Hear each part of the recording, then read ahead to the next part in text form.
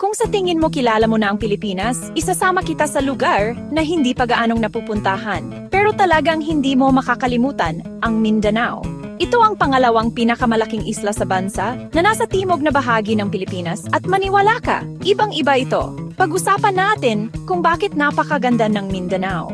Isipin mo ang iba't ibang tanawin. Mapapanganga ka sa ganda.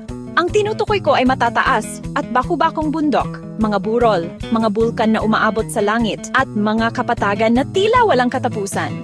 At ang pinakamataas sa lahat ay ang Bundok Apo, ang pinakamataas na bundok sa Pilipinas.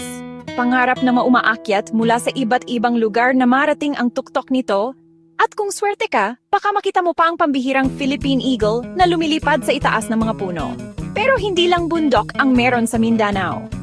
Napapalibutan ito ng 4 na magkakaibang dagat, bawat isa ay may sariling katangian at ganda. Ang Sulu, ang Philippine, ang Celebes at ang Mindanao Sea. Kung mahilig ka sa tubig, magugustuhan mo rito. May mga talon na umaagos at bumubulusok, tulad ng Maria Cristina at Tinago Falls sa Iligan. Kaya naman tinawag itong City of Majestic Waterfalls. O baka mas gusto mo ang payapang ganda ng Lake Cebu, kung saan pwede kang magbangka at magpakasawa sa katahimikan. At huwag nating kalimutan ang mga dalampasigan. Naku, ang mga dalampasigan, isipin mo ang pinong puting buhangin sa Camiguin, ang mga sikat na alon sa Siargao para sa mga surfer, at ang payak na ganda ng Samal Island. Kung naghahanap ka ng adventure o simpleng paraiso, sagot ka ng Mindanao. Pero ang talagang nagpapabukod tangi sa Mindanao ay ang mga tao at kultura nito.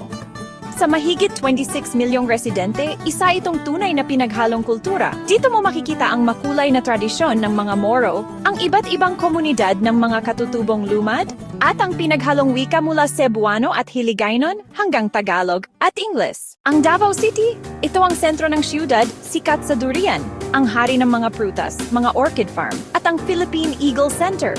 Ang Siargao ay may Cloud9, isang alon na umaakit sa mga surfer mula sa buong mundo. Ang Camiguin, mga bulkanikong bukal, mga talon, at maging isang lumubog na sementeryo, palaging may nakakagulat sa bawat sulok. Sa ekonomiya, malakas ang Mindanao. Kilala ito bilang breadbasket ng Pilipinas, nagbibigay ng pagkain sa bansa tulad ng pinya, saging, at marami pang iba. Mayaman ang lupa, hindi lang sa mga pananim kundi pati na rin sa mga mineral, ginto, tanso, bakal, na naghihintay lang sa ilalim ng lupa. Ang Mindanao ay hindi lang isang lugar na bibisitahin. Ito ay isang lugar na dapat maranasan. Mula sa whitewater rafting sa Cagayan de Oro hanggang sa paglubog sa kultura ng mga katutubong komunidad ng Lake Cebu, bawat paglalakbay dito ay personal at makabuluhan. Kaya sa susunod na mangarap kang maglakbay, huwag lang tumingin sa hilaga, tumingin ka sa timog. Naghihintay ang Mindanao, nag-alok ng adventure, kultura, at kalikasan na walang katulad sa Pilipinas. At kapag nakita mo na ito, ipinapangako ko hinding-hindi mo ito makakalimutan.